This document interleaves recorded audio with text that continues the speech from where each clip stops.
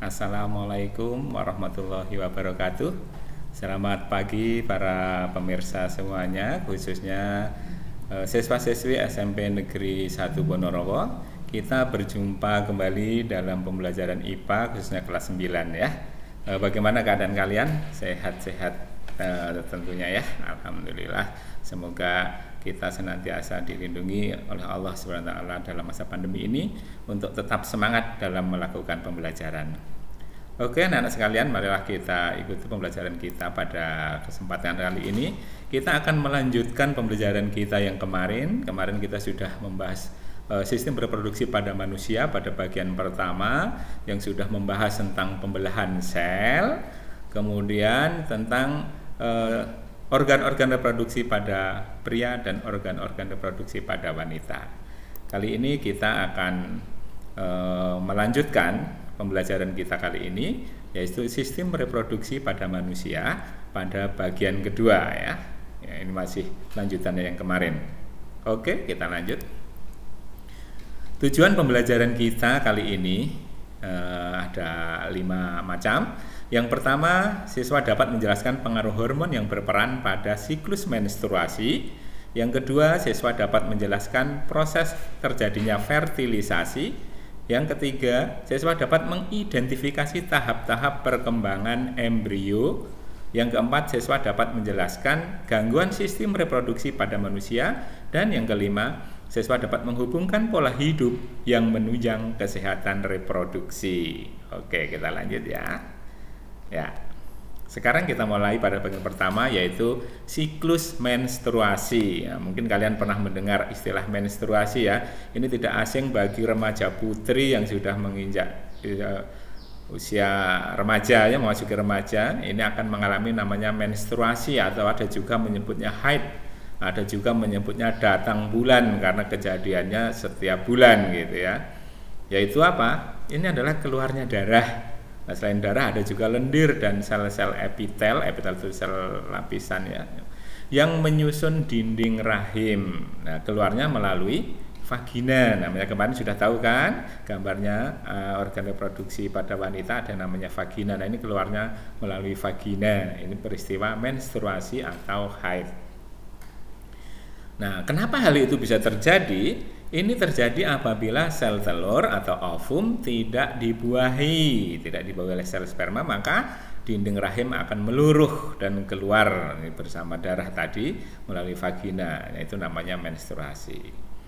Nah, sekarang kita melihat ini adalah siklus menstruasi. Nah, siklus itu adalah perputaran ya. Siklus menstruasi ini adalah peristiwa menstruasi yang terjadi secara siklik. Siklik itu berarti berulang dan juga periodik pada hitungan waktu-waktu tertentu gitu ya. Ya, siklus menstruasi ini berlangsung antara 28 sampai 30 hari. Ini pada umumnya. Ada yang mungkin lebih dari 30 hari ya, ada yang sampai 34, 36, bahkan ada yang sampai 40 hari. Ya, tapi yang umum ya antara 28 sampai 30 hari. Ya, jadi sebulan sekali, makanya dikatakan datang bulan itu. Kemudian lama menstruasi ini adalah antara 5 sampai 7 hari ya. Yang umum itu 5 sampai 7 hari ya. Ada juga mungkin yang lebih cepat, yang 4 hari, 3 hari selesai, tapi ada juga yang mungkin sampai 10 hari, itu juga ada. Tapi yang kita ambil yang umumnya ini adalah peristiwa menstruasi. Nah, sekarang kita lihat bagaimana siklus menstruasi itu terjadi. Kalian nanti bisa membuka buku kalian ya. Di buku paket kalian bisa melihat itu ada di halaman dulu. Ya, halaman 22 ya. Di halaman 22 kalian akan melihat adanya siklus menstruasi yang dijelaskan di situ ya. Silahkan sambil dibuka bukunya. Oke. Nah, sekarang kita lihat ini adalah gambar grafik ya tentang menstruasi ya, siklus menstruasi yang kita lihat.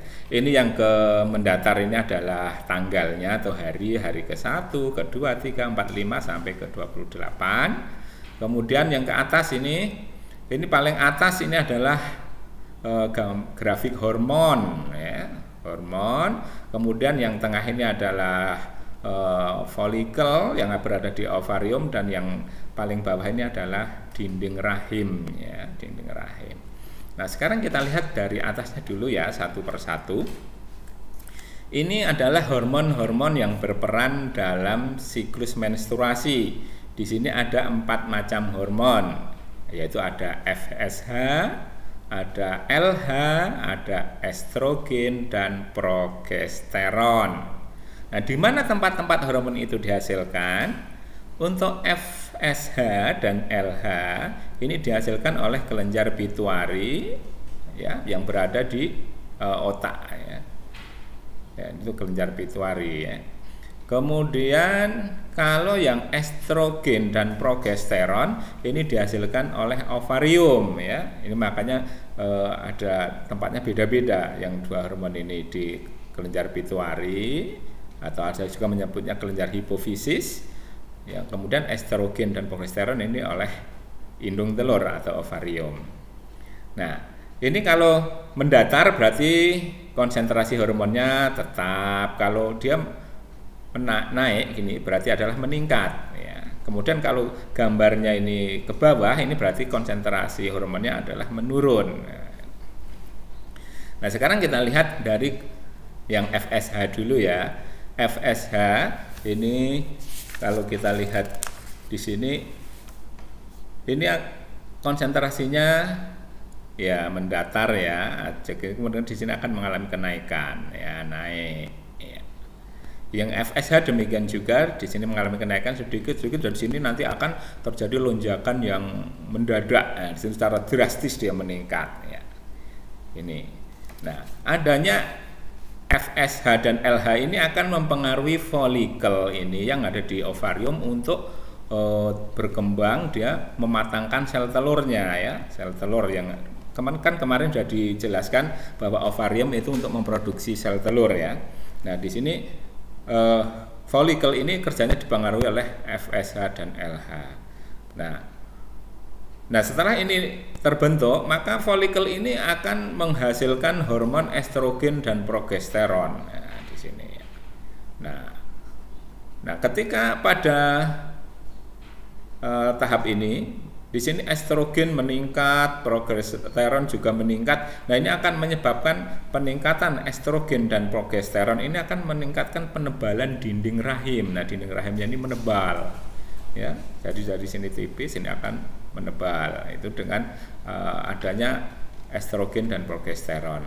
Nah, sedangkan FSH di sini, ketika dia FSH dan LH ini akan meningkat di sini. Nah, di sini terjadi lonjakan LH. Nah, pada saat LH paling konsentrasi paling tinggi, maka di sini akan terjadi ovulasi. Apa itu ovulasi?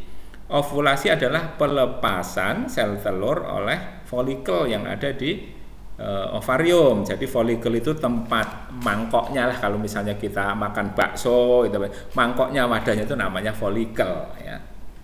Nah, di dalamnya itu sel telurnya. Nah, di sini akan folikelnya pecah, sel telurnya keluar ya. Ini peristiwa ini adalah namanya ovulasi. Ini terjadi pada hari ke-14. Nah, ngitungnya dari mana? Ngitungnya dari pertama kali di sini terjadi peristiwa menstruasi. Jadi peristiwa menstruasi ini digambarkan, ini kan merah warnanya. Nah, ini berarti ada darah yang keluar. Ini dimulai dari hari pertama 1, 2, 3, 4, 5 sampai ke 5. Ini namanya fasenya fase menstruasi, yaitu meluruhnya dinding rahim tadi ya.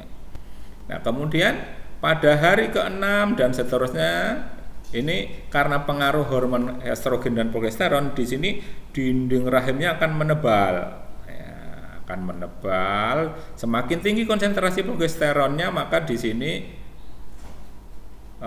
ini dinding rahimnya akan semakin tebal. Nah, ketika di sini terlepas ovumnya dari ovarium ya, atau kita sebut namanya, istilahnya adalah ovulasi, maka di sini folikelnya akan mengalami pengerutan. Nah, di sini namanya dinamakan corpus luteum namanya. Nah, pada saat di sini, pada corpus luteum ini, dia tidak memproduksi lagi hormon estrogen dan progesteronnya, sehingga di sini jumlahnya akan menurun. Nah, kalau dia sudah terbentuk corpus albicans namanya, ini tidak memproduksi lagi atau mengurangi kandungan kadar progesteron dan estrogennya, sehingga di sini menurun, nih grafiknya kan menurun, ini berarti kadarnya berkurang. Nah, pada saat hari ke-28 ini tidak dihasilkan lagi, ini sudah sampai ke garis ini berarti tidak menghasilkan lagi, maka dinding rahim akan meluruh kembali di sini, ya hancur ya. Nah, hancur nanti keluar sebagai darah menstruasi itu ya. Itu peristiwa menstruasi terjadi. Nah, kenapa? Ini karena tidak terjadi fertilisasi. Nah, makanya di sini orang yang mengalami menstruasi itu pasti orangnya tidak hamil, atau orang yang hamil di situ tidak mengalami menstruasi. Ya. Makanya ini nanti dibedakan antara menstruasi dan kehamilan. Ya. Ya, jadi kalau orang hamil tidak mengalami menstruasi di situ ya, karena dinding rahimnya dia tidak meluruh. Ya. Nah, peristiwa dari hari pertama sampai hari kelima ini disebut sebagai fase menstruasi. Kemudian hari ke-6 sampai ke-14, ke-14 itu saatnya ovulasi, itu disebut fase praovulasi, atau kalau di buku kalian disebutnya sebagai fase proliferasi. Ya. Praovulasi nama lainnya adalah proliferasi. Nah, kemudian dari hari ke-14 sampai ke-28 ya, ini disebut sebagai fase pasca ovulasi, sesudah ovulasi, atau ada juga yang menyebutnya fase sekretori. Sekretori itu istilahnya untuk pasca ovulasi. Pasca itu sesudah ya, hari ke-14 sampai ke-28. Oke, bisa dipahami? Ya. Jadi peristiwa menstruasi terjadi karena dinding rahim ini meluruh, hancur ya. Nah, kenapa dia meluruh? Karena tidak terjadi pembuahan. Ya, dia mengalami penebalan ini untuk menyiapkan kalau terjadi peristiwa fertilisasi. Oke, itu tentang siklus menstruasi. Kita lanjutkan berikutnya, yaitu peristiwa pembuahan atau fertilisasi. Oke. Ya. Apa itu pembuahan atau fertilisasi? Ya, pembuahan atau fertilisasi ini adalah merupakan peleburan gamet jantan atau sperma dan gamet betina atau sel kelamin betina, yaitu ovum atau sel telur. Ya, kalian bisa membuka di buku halaman 24. Nah, di mana tempat pembuahan pada manusia? Ini ya, karena kita membahas tentang sistem reproduksi pada manusia, berarti di sini adalah pembuahan pada manusia. Ini terjadi di dalam tuba falopi, atau ada juga menyebutnya oviduk, atau ada juga menyebutnya saluran telur ya. Jadi bukan di rahim, bukan di vagina, itu bukan. Tempat terjadinya pembuahan atau fertilisasi itu ada di tuba falopi atau oviduk, atau ada juga menyebutnya saluran telur. Nah, apa yang dihasilkan? Hasil dari pembuahan adalah zigot. Nah, zigot itu hasil peleburan antara ovum dan sperma ya, yang nanti akan membentuk calon individu baru. Oke, itu tentang pengertian fertilisasi. Nah, kita lihat gambarnya bersama-sama. Ya, ini adalah gambar peristiwa fertilisasi ya. Kita lihat. Ya, ini adalah gambar ovarium. Yang ini adalah saluran telur. Ini ovarium, ini saluran telur, ini adalah rahim atau uterus ya. Ya, maaf tadi kesalahan. Ini yang ovarium yang ini ya. Indung telur, di sini banyak folikel nanti yang akan melepaskan sel telur, tapi di sini dalam 1 bulan cukup dilepaskan 1. Nah, ini ovarium. Nah, kita lihat di sini ya, dilepas oleh ovarium nih, gambarnya lepas. Nah, apabila saat sel telur dilepas itu ada sperma yang masuk, ya, sperma masuk dari sini lewat, nah, di sini kan sperma masuk melalui vagina. Jadi vagina itu di sini, sperma masuk sini. Nah, dia akan berenang ke atas terus. Nah, sini masuk sampai ke saluran telur ya. masuk sampai ke saluran telur. Nah, kemudian kalau di saluran telur nanti dia bertemu dengan telur atau ovum, ya, ya di sini, ya, ini masuk ke saluran telur. Nah, di sini ada ovum. Ovum itu berjalan dari sini. Dari setelah ovulasi tadi dilepaskan, maka akan ditangkap oleh ujung. Nah, ini namanya fimbriae gitu. Kalau di ujung saluran telur atau ujung oviduk ini ada fimbriae, seperti ada rumbai-rumbainya yang nanti akan menangkap sel telur. Nah, dia akan dibawa masuk ke sini. Perjalanan sel telur ini dari rumbai-rumbai sini sampai ke nanti ovarium, sampai ke uterus. Nah, apabila di tengah perjalanan ini bertemu sperma, ini digambarkan bertemu sperma, maka akan terjadi peristiwa pembuahan. Nah, yang berhasil membuahi itu cuma satu, ya.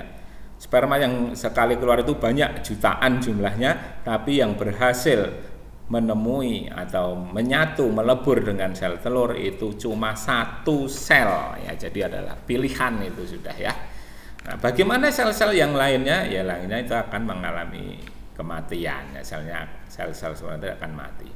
Nah, kemudian kalau dia sudah terjadi, ini namanya zigot, ya. Jadi di sini terjadi namanya zigot. Sperma bertemu dengan sel telur yang sudah dilepas dari ovarium. Peristiwa lepasnya sel telur dari ovarium namanya ovulasi, tadi sudah dijelaskan. Inti sperma dan inti sel telur akan melebur menjadi satu, namanya zigot. Nah, ini jadi zigot. Nah, zigot ini terus akan berjalan sampai ke rahim. Nah, di tengah perjalanannya dia akan mengalami pembelahan. Pembelahannya di sini secara mitosis, bukan meiosis lagi. Ya, sehingga di sini akan terjadi pembelahan dari satu sel jadi dua sel jadi empat sel jadi 8 sel dan seterusnya, sehingga nanti membentuk, ya, ini seperti bulatan bola gitu, ya, tengahnya berungga, ya. Dari zigot akan jadi morula, istilahnya, kemudian blastula. Nah, di sini nanti akan mengalami implantasi, namanya. Implantasi itu nempel di dinding rahim, ya. Ketika dia mengalami ovulasi di sini, dinding rahimnya kan sudah menyiapkan diri. Dia akan mengalami penebalan. Nah, maka di sini zigot yang terjadi di sini nanti akan langsung nempel di dinding rahim di sini. Ya, sampai kapan dia akan tumbuh di situ? Nah, zigot tumbuh dan berkembang di dalam rahim menjadi embrio, kemudian akan menjadi janin sampai menjadi bayi yang siap dilahirkan. Ini berapa lamanya? Ya, kalau manusia itu rata-rata di situ adalah 9 bulan 10 hari itu, ya. Ya, jadi lama banget di situ. Semakin lama semakin besar, makanya di situ orang yang hamil nanti perutnya akan besar, akan semakin berat dan sebagainya di situ. Makanya bagi seorang ibu, nah ini sangat besar jasanya bagi kalian. Ya, kemana-mana dibawa, mau ke sawah, mau ke pasar, itu nggak akan dilepas dulu kamu ketika dalam kandungan. Nggak, misalnya berat, aduh berat ini, aku mau ke sawah, mau tandur, nggak bisa jengking-jengking dan sebagainya, tak lepas dulu, nggak, di situ akan tetap dibawa dengan penuh pengorbanannya ada di situ, ya.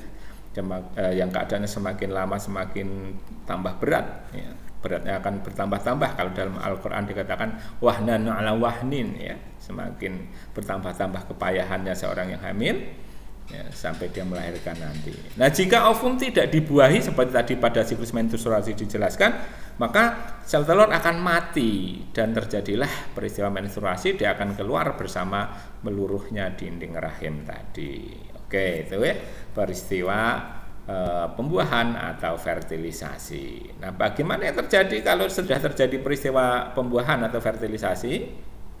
Maka di sini nanti akan, ya, yang nanti kita lihat bagaimana perkembangan embrio dari waktu ke waktu, dari tahap ke tahap. Ini kalian bisa melihatnya di halaman 26, ya. Di halaman 26 kalian bisa melihat bagaimana perkembangan embrio. Ya. Kita lihat berikutnya. Ya. Nah, tahap-tahap perkembangan embrio. Nah, di sini karena waktunya 9 bulan, ini makanya dijadikan di sini dibagi 3 waktu, namanya trimester, ya. Jadi ada trimester 1, trimester 2, trimester 3 gitu, ya. Jadi ada 3 trimester dalam kandungan, ya. Ya. Jadi dalam 1 trimester itu adalah 3 bulan. Jadi 3 bulan pertama apa yang terjadi pada embrio? Nah, Ini kalian bisa melihat di buku, ini gambarnya ya. Ya, perhatikan gambar 1.12a. Nah, pada saat embrio berumur 5 minggu atau 35 hari, ini ukuran embrio itu cuma kurang lebih 7 mm. 7 mm itu ya nggak ada sesenti ya. 7 mm, kecil banget ya. Nah, embrio telah memiliki bakal tulang belakang. Ya, ini sudah punya bakal tulang belakang. Kemudian otak dan sumsum tulang belakang ini mulai terbentuk ya. Jadi otak dan sumsum tulang belakangnya juga sudah mulai terbentuk pada trimester pertama. Ya, kemudian kita lihat pada gambar B. Nah, setelah embrio berumur 9 minggu atau 63 hari, embrio sudah memiliki struktur yang lengkap dan dapat disebut sebagai janin. Jadi bedanya embrio dan janin itu strukturnya kan sudah lengkap, namanya janin. Nah, janin berukuran kurang lebih 5,5 cm. Nah, janin terlekat pada tali pusar yang terhubung dengan plasenta dan terlindungi oleh kantong namanya amnion ya, atau kantong ketuban. Ini yang melindungi ini kantong ketuban atau kantong amnion. Di dalamnya ada cairan namanya air ketuban ini. Nah, dia terhubung ke dinding uterus ini melalui namanya tali pusat, dan di sini yang nempel nanti akan menjadi namanya plasenta atau ari-ari. Nah, otot, tulang belakang, tulang rusuk, lengan dan jari juga sudah mulai terbentuk. Ya, di sini sudah ada kelihatan jari-jarinya ya. Janin sudah dapat menggerakkan lengan dan kaki serta memutar kepalanya. Nah, pada akhir trimester pertama, janin terlihat sudah seperti miniatur manusia. Jadi manusia dalam ukuran kecil. Jenis kelamin biasanya sudah tampak dan letak jantung dapat terdeteksi. Ya, tapi tampaknya belum begitu jelas. Sehingga kalau di USG mungkin belum jelas, belum bisa pasti ya. Ini adalah gambar embrio yang ini pada saat umur 5 minggu, yang ini adalah umur 9 minggu. Nah, ini disebut trimester pertama. Nah, pada periode ini terbentuknya hampir semua organ tubuh. Terbentuknya hampir semua organ tubuh itu dibentuk pada trimester pertama. Nah, janin ini sangat rentan terhadap radiasi, obat, atau alkohol. Ya, oleh karena itu, ibu hamil harus memilih nutrisi atau makanan yang baik dan menjauhi kebiasaan-kebiasaan buruk seperti merokok, minum minuman beralkohol, gitu ya. Tujuannya adalah untuk apa? Kesehatan janin yang dikandungnya, supaya tidak mengalami kecacatan atau gangguan kesehatan lainnya. Ya, kalau ibu hamil minum alkohol mungkin nanti bisa mengalami keguguran. Ya. Makanya di sini hindari ya. Nanti itu yang laki-laki kalau punya istri sedang hamil jangan merokok di dekatnya gitu ya, yang suka merokok ya. Kan di sini nanti akan mempengaruhi dari kesehatan dari calon anaknya atau janinnya tadi ya. Juga makannya juga harus berhati-hati, jangan sembarangan. Juga geraknya juga ya, supaya ini goncang-goncang ini tidak lepas gitu ya. Ya, itu harus berhati-hati. Termasuk juga di sini kalau mau rongsen dan sebagainya, itu kalau orang hamil tidak boleh ya. Biasanya kalau di orang mau rongsen ditanya sedang hamil tidak gitu ya. Kalau sedang hamil pasti akan ditunda nanti sampai dia selesai melahirkan ya. Oke, kita lanjut berikutnya. Nah, ini pada trimester kedua ya, jadi bulan ke-6, 7, 8 ya. 4, 5, 6 ya.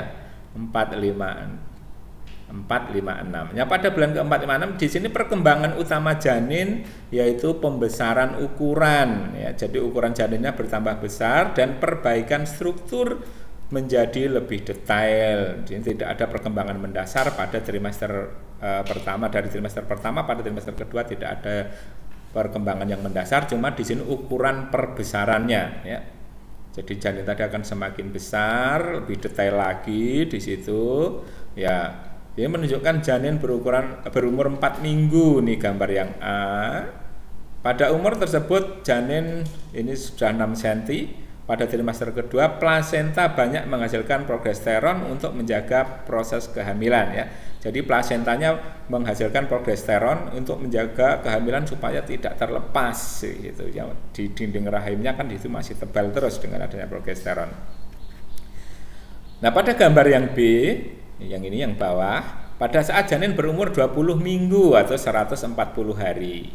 Nah, ukuran janin ini kurang lebih 19 cm dengan berat badan janin sebesar setengah kilogram. Ya, janin telah terlihat seperti bayi. Jari tangannya dan jari kakinya sudah mulai terbentuk. Ya. Pada bagian ujung jari sudah terbentuk kuku. Ya. Nah, janin telah memiliki alis dan bulu mata. Nah, permukaan kulit ditumbuhi oleh rambut-rambut yang halus ini tentunya. Janin mulai bergerak aktif ya, pada akhir trimester kedua ini mata janin sudah bisa membuka dan mulai terbentuk gigi ya. Ini pada trimester kedua, makanya itu kalau sudah 4 bulan ke atas itu biasanya sudah gerak-gerak gitu ya. Kalau di dalam agama kita kan itu dengan adanya 4 bulan tadi ditiupkan ruh ke dalam kandungan. Nah, disitulah saatnya ditentukan kapan dia nanti akan mati, rezekinya bagaimana gitu, sudah ditentukan dari sananya ya, begitu roh ditiupkan tadi ya, jodoh rezeki maut gitu sudah ditentukan gitu ya. Oke, kemudian kita lanjut berikutnya itu trimester kedua. Nah, di sini lebih detail sehingga kalau di USG tadi sudah tampak kelihatan ya. Di sini akan kelihatan nanti jenis kelaminnya laki-laki atau perempuan ya. Nah, sekarang kita lihat pada berikutnya yaitu trimester ketiga. Nah, trimester ketiga berarti bulan ke-7, 8, dan 9. Nah, terjadi pertumbuhan ukuran bayi yang sangat pesat untuk mendapatkan kekuatan menghadapi hidup di lingkungan luar ya, karena paling nyaman bagi bayi, paling aman, paling enak itu berada di dalam rahim ya. Rahim itu tempat yang paling aman bagi bayi ya. Makanya ketika dia nanti dilahirkan dia akan menangis karena merasa tidak aman lagi dia ya. Ya, kalau bayi yang tidak menangis dilahirkan itu malah aneh. Makanya nanti kalau oleh dokter akan ditepuk-tepuk punggungnya, mungkin diangkat kakinya gitu ya supaya nangis ya. Kalau tidak nangis akan dibuat supaya menangis. Nah, pada trimester ketiga ini sistem sirkulasi dan respirasi akan mengalami perubahan yang memungkinkan untuk bernapas dalam lingkungan luar ya. Kalau tadi paru-parunya belum berfungsi karena dia mengambil oksigen dan zat makanannya itu melalui plasenta. Jadi apa yang dimakan ibunya dia akan makan, ibunya makan durian dia akan merasakan makan durian, ibunya makan jengkol dia juga akan merasakannya ya. Nah, janin di sini akan mengembangkan kemampuan untuk mengatur suhu tubuh sendiri ya, karena nanti akan di luar ya. Kemudian tulang mulai mengeras, otot mulai menebal. Nah, pada saat lahir ini ukuran bayi sekitar 50 cm, ya, ada ya kurang lebihnya ya. Di situ sekitar 50 cm dengan berat badan sekitar 2 sampai 3 kg itu saat dilahirkan ya. Kalau sudah sampai 4 kilo itu mungkin super ya, bayinya sehingga susah mungkin untuk keluar secara alami, mungkin harus melalui namanya operasi sesar gitu ya kalau orang melahirkan ya. Oke. Ya, tapi kalau yang secara alami itu melalui vagina tanpa mengalami atau harus dibelah dulu ya rahimnya, kalau sesar kan dibelah dulu gitu. Ya. Kalau tidak itu melalui vagina yang di sana nanti itu ada hormon oksitosin yang akan berpengaruh pada saat melahirkan. Nanti kalian bisa membaca di buku ada peristiwa melahirkan di situ ada ya. Ya, kemudian kita lanjut ya, embrio dalam kandungannya. Embrio dalam kandungan ini dilindungi oleh amnion, tadi sudah dijelaskan ini adalah cairan ketuban yang di dalamnya, kemudian lapisan di luarnya ini namanya adalah amnion ya. Ya, yang di luarnya adalah amnion, ini adalah ketuban. Nah, nanti sebelum lahir dia akan memutar bayi tadi kepalanya di bawah, jadi kepala yang keluar duluan gitu ya. Kalau kepalanya tidak di bawah namanya malah sungsang bayinya, susah nanti melahirkannya. Jadi dia akan kepalanya dulu di bawah, nanti kepala keluar dulu, nanti badannya akan mengikuti ya. Ini plasenta, tempat nempel di dinding rahimnya, yang ini ada tali pusat, namanya menghubungkan tubuh bayi atau janin ini dengan ibunya ya di sini ya. Nah, embrio mendapatkan makanan dan oksigen dari plasenta melalui tali pusat ini. Nah, nanti setelah keluar dia tidak menggunakan tali pusat lagi. Maka oleh ibu bidan nanti tali pusatnya akan dipotong ya. Kalau dulu orang dulu mungkin oleh dukun bayi gitu ya. Ini dipotong ya. Dipotong. Nanti yang akan menjadi wudel kamu itu tali pusatnya itu ya. Itu dulu untuk tempat kamu makan lewat situ. Setelah lahir itu tidak lewat situ lagi, tapi lewat mulut, bernafas lewat hidung yang nanti melalui paru-paru ya.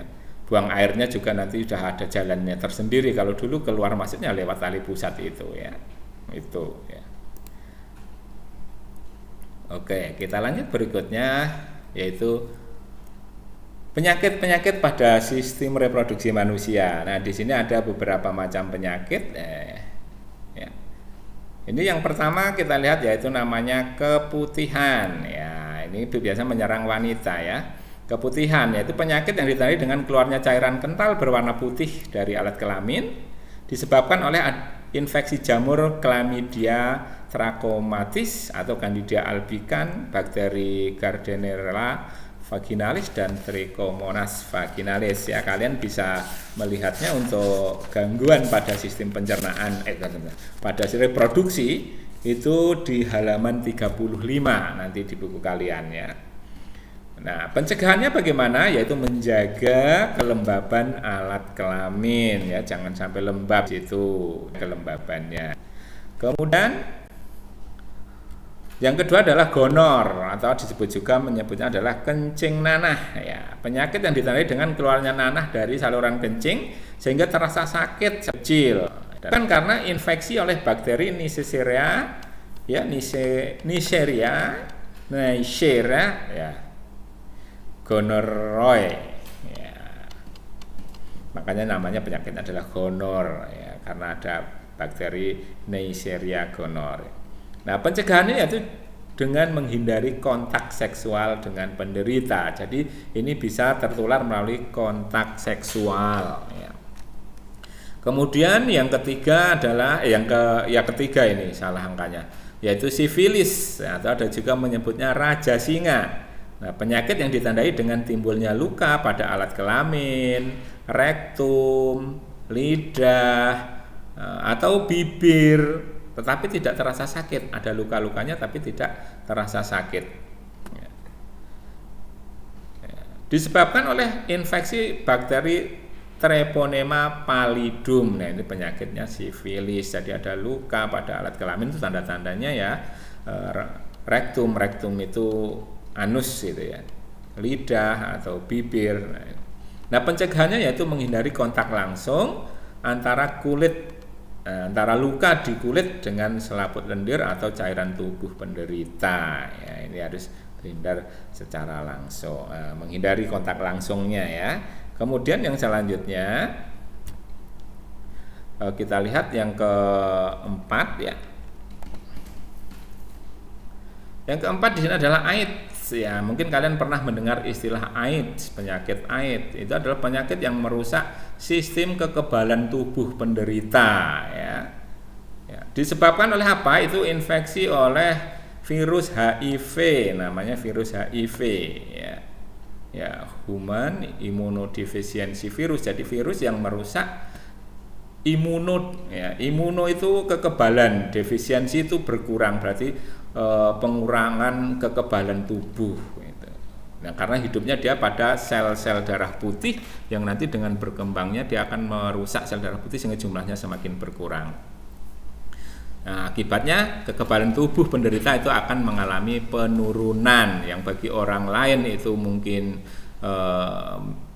menjadi penyakit biasa, tapi bagi penderita HIV atau yang terinfeksi HIV itu menjadi penyakit yang bahkan bisa menyebabkan kematian. Ya, kemudian yang berikutnya ini adalah herpes genitalis ya. Herpes itu ditandai dengan timbulnya bintil-bintil berisi cairan ya, di mana di sekitar alat kelamin, di dubur atau di mulut, dan terasa sakit Ya, ini ada bintil-bintil dalamnya itu seperti melepuh gitu ya, ada cairannya. Ya, disebabkan oleh virus herpes simplex tipe 2. Nah, ini pencegahannya dengan menghindari kontak seksual dengan penderita. Ya. Kemudian yang keenam ini adalah prostatitis. Ya, prostatitis ini menyerang pada laki-laki yang punya kelenjar prostat tentunya ya, kalau perempuan kan nggak ada. Penyakit yang ditandai dengan adanya inflamasi pada kelenjar prostat disebabkan oleh infeksi bakteri Escherichia coli atau juga bisa oleh non bakteri. Ya.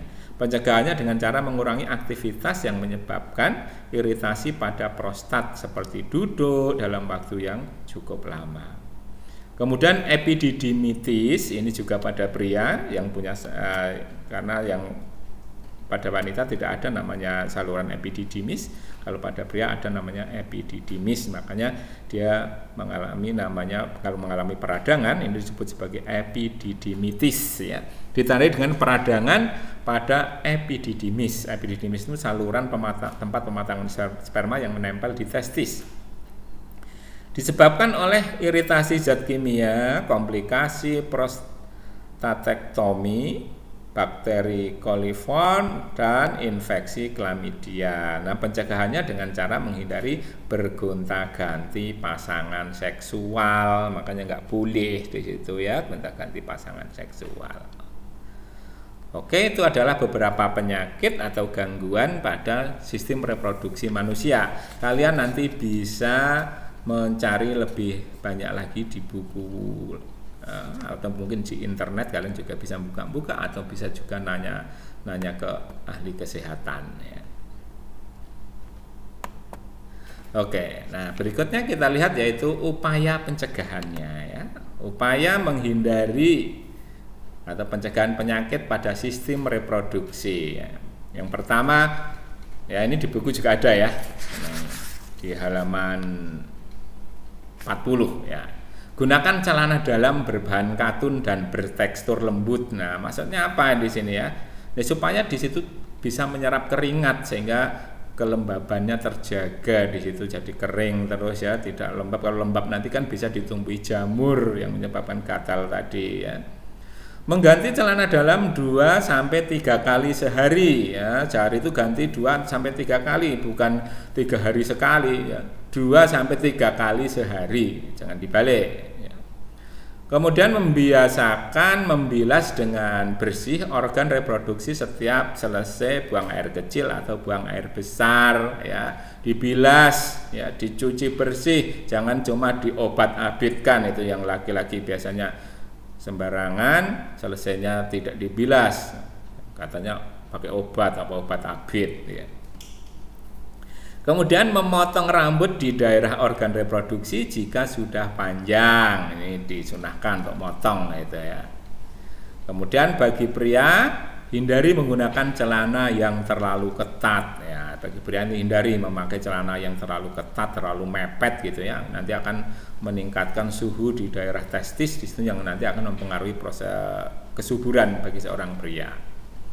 Kemudian bagi wanita, apabila sedang mengalami menstruasi, ganti pembalut sesering mungkin. Bagi wanita, hindari penggunaan sabun khusus daerah kewanitaan secara terus-menerus ya. Sesekali boleh, tapi jangan setiap hari terus-menerus menggunakan sabun khusus kewanitaan. Ini nanti akan mempengaruhi juga pada tingkat keasaman yang ada di dalam rahim ya. Kemudian rajin berolahraga dan banyak mengkonsumsi buah dan sayur ya. Ini untuk menjaga kebugaran tubuh, yaitu rajin berolahraga dan banyak mengkonsumsi buah dan sayur. Hindari pergaulan bebas dan penggunaan narkoba ya. Pergaulan bebas ini akan nanti menyebabkan berbagai macam penyakit menular ya, menular secara seksual. Ini biasanya karena terjadi karena pergaulan bebas, dan juga penggunaan narkoba yang kadang menggunakan jarum suntik bareng-bareng dan sebagainya, itu menyebabkan HIV. Itu biasanya penularnya melalui itu. Kemudian gunakan internet secara arif dan bijaksana ya. Sekarang dengan adanya kegiatan PJJ atau BDR, kalian harus menggunakan internet. Nah, gunakan secara arif dan bijaksana, yang sesuai dengan keperluan kita. Kita menggunakannya untuk belajar, jangan cuma untuk main game terus, bahkan buka situs-situs porno dan sebagainya. Itu tidak diperbolehkan. Kalian sudah besar, harus bisa mensikapi penggunaan internet ini dengan arif dan bijaksana, ya. Oke, kita lanjut. Berikutnya. Di sini ya ada tugas nanti ya.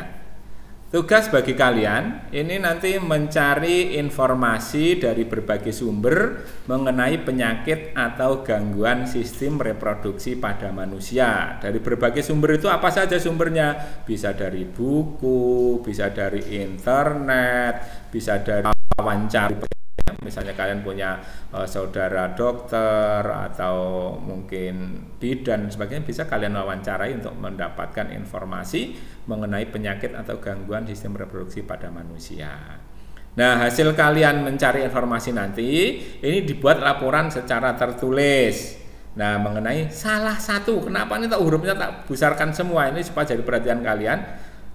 Salah satu, jadi kalian nanti cukup mengambil salah satu dari penyakit atau gangguan yang terjadi pada sistem reproduksi manusia. Nggak usah banyak-banyak, tadi diterangkan ada 7 macam, kalian cukup mengambil salah satu. Nah, tidak seperti tahun kemarin, dia tidak memperhatikan salah satu, dituliskan semua, padahal saya minta cuma salah satu penyakit atau gangguan manusia muat. Nah, nanti yang pertama penyakitnya apa, kemudian yang kedua gejala atau tanda-tandanya apa, ketiga penyebab, ya penyebabnya apa, dan yang keempat pola hidup yang dapat diterapkan untuk menghindari penyakit tersebut. Nah, kapan atau bagaimana cara mengirimkan laporannya? Nah, laporan nanti dikirim melalui link yang akan saya susulkan pada saat penugasan nanti, ya. Cukup jelas anak-anak? Itu tugas kalian. Nanti linknya akan saya kirim kemudian. Nah, dari link itu nanti kalian akan memasukkan laporan kalian yang berupa nama penyakit, gejalanya, tanda-tandanya, penyebabnya, dan juga di sini pola hidup yang dapat diterapkan. Ya, kalian bebas mencari atau memilih salah satu penyakit yang atau gangguan yang bisa kalian buat laporannya, ya. Oke, boleh kalian mendapatkan dari internet, dari buku, atau mungkin wawancara dari pihak-pihak yang terkait dengan kesehatan tentunya. Oke, terima kasih nih, ya. Terima kasih atas perhatiannya untuk kesempatan kali ini, ya. Saya cukupkan pertemuan kita kali ini, semoga bermanfaat bagi kita semua, ya. Dan ini nanti dapat kalian terapkan dalam menjaga kesehatan reproduksi bagi kalian tentunya di situ, ya, sehingga kita akan menjadi orang-orang Indonesia yang sehat tentunya. Oke, terima kasih, dari saya cukup sekian, saya akhiri sampai di sini. Assalamualaikum warahmatullahi wabarakatuh.